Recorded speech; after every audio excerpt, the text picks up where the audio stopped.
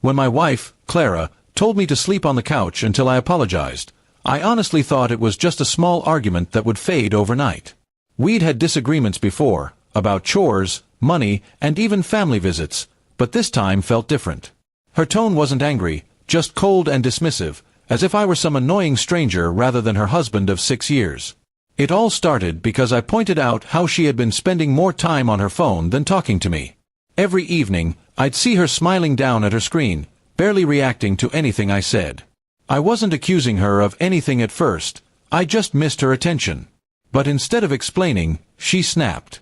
"If you're going to act jealous over nothing," she said, "you can sleep on the couch until you learn to say sorry." I didn't argue. That night, I took my pillow and blanket to the couch, hoping it would be a one-night punishment that would lead to laughter the next morning. But as the days passed, Clara seemed completely fine without me in the bed. She'd hum songs while getting ready for work and barely looked my way. Something in me started to ache, a mix of hurt and suspicion.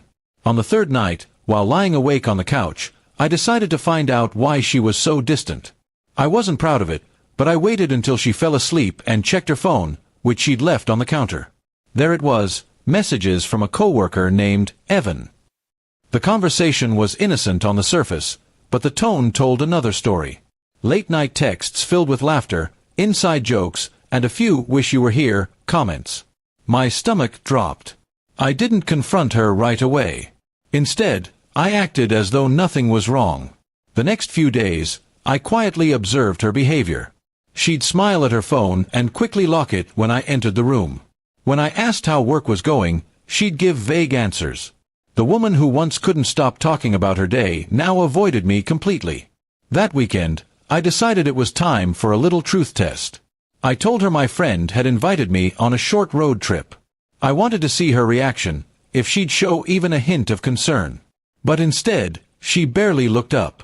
"Do whatever you want," she said coldly. That was all the confirmation I needed.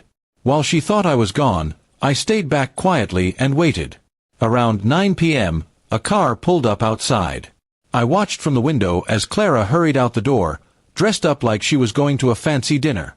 The same car from her messages, the one that belonged to Evan. They drove off together, laughing like a couple who had no worries in the world. The next morning, before she came back, I packed a few things. But I wasn't leaving. Not yet. I had a plan.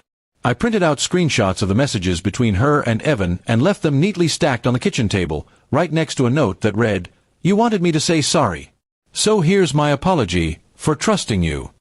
When she returned, her face turned pale. "What's this?" she stammered, flipping through the papers. I didn't yell. I didn't even raise my voice.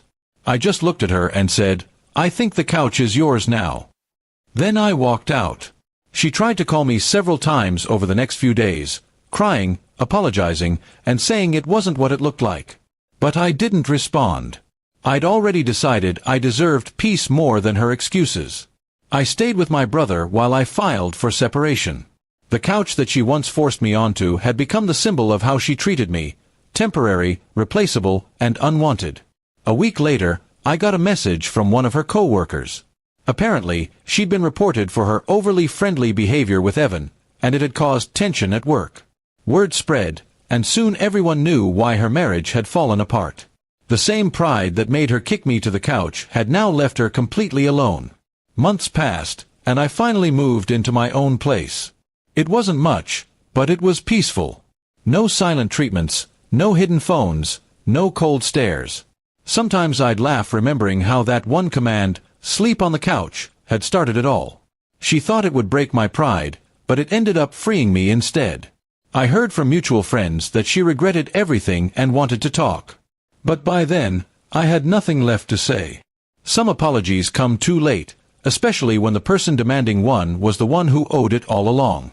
In the end, I realized that love doesn't survive on silence, blame, or pride. It survives on respect, and once that's gone, there's nothing left worth saving.